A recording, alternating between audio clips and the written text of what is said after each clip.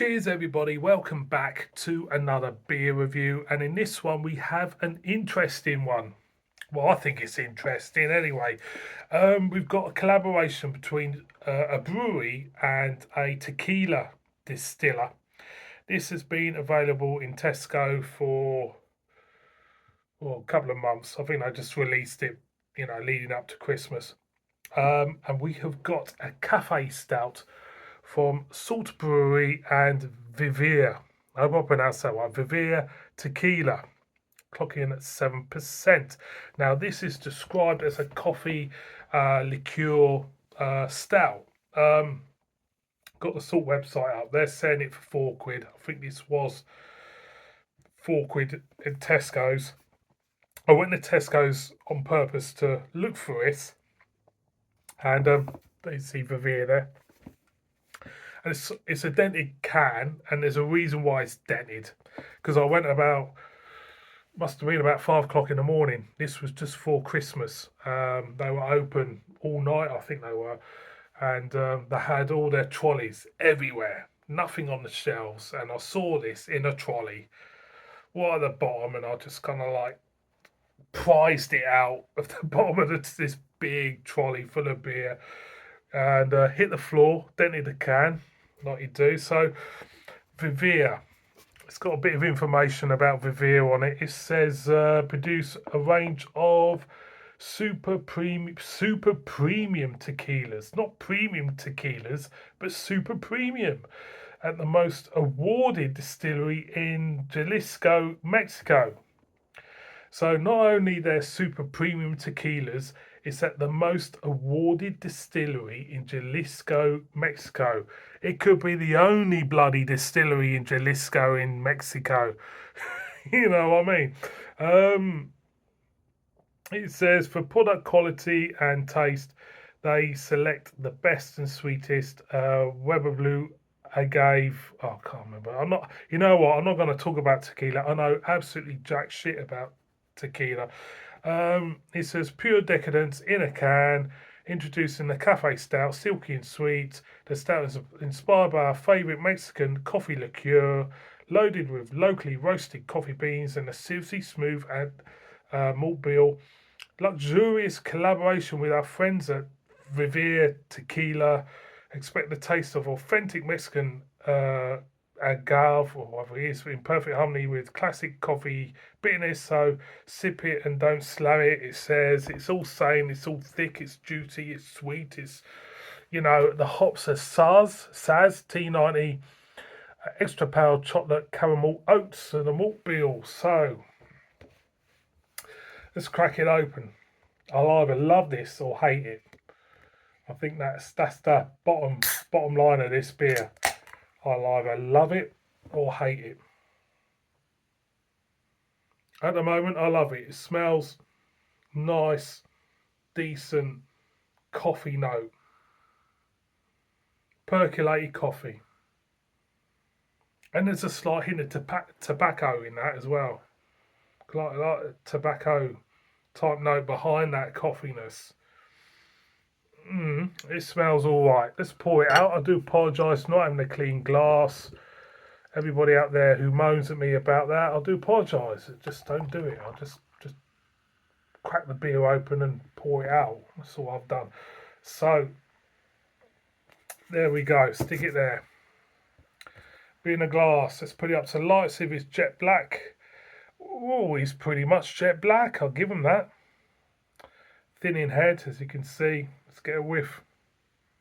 It feels thin by the look of it. Looking at that head, the warning signs for me are,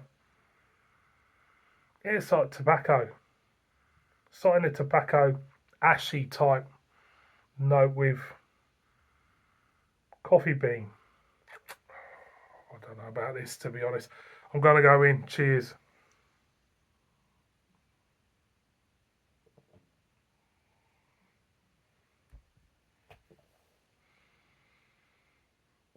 It's already losing its life, isn't it?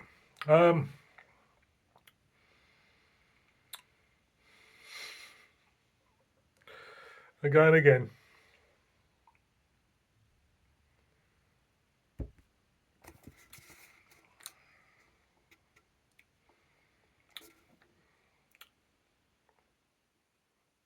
First of all, as you go in,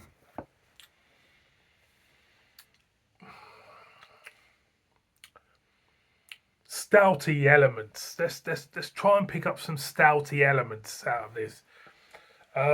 It's a 7% stout, and for me, as you go in, it's not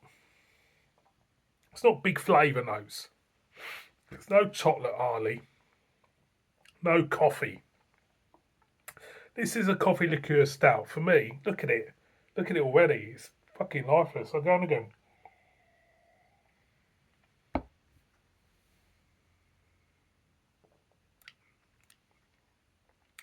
There's a warmth.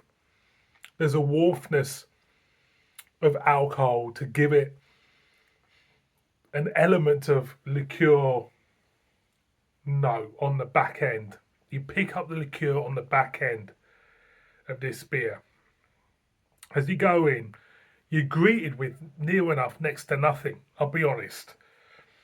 On the front end, you're greeted with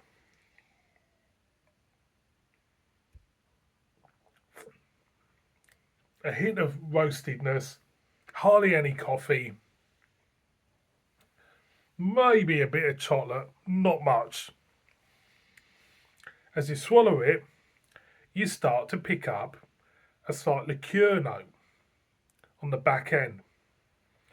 For me, it feels like a very cheap chocolate liqueur in a way. You know, them horrible liqueurs you used to get when you were a kid.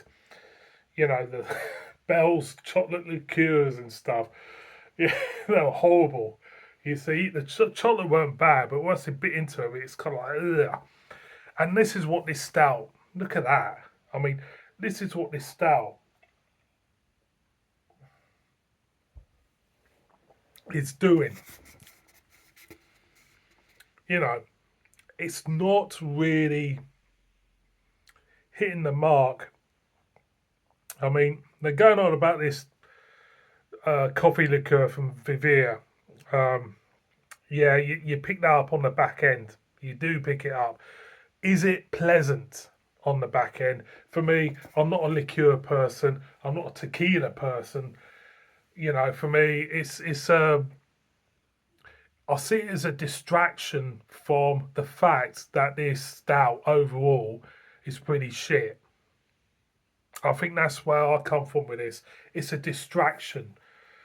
You know, that liqueur note is drawing you away from the fact that actually this stout is shit. It's just, you know, someone distracting you from the beer itself. It's for me, nah, it's not that great. Do I regret now struggling getting it from that trolley in Tesco? Yes, I do. It's not great. I don't think it's great at all. It could be a lot better. 7%. I mean, it's just a bit. Everything's a bit. Everything's a bit. Oh, the average Joe goes into a supermarket, picks it up, and tries it, and they most probably think it's bloody great, but the person who drinks beer on a regular basis will think it's dog shit, and that's exactly what I think. It's pretty much dog shit. Boys and girls, don't even bother with that. It's pretty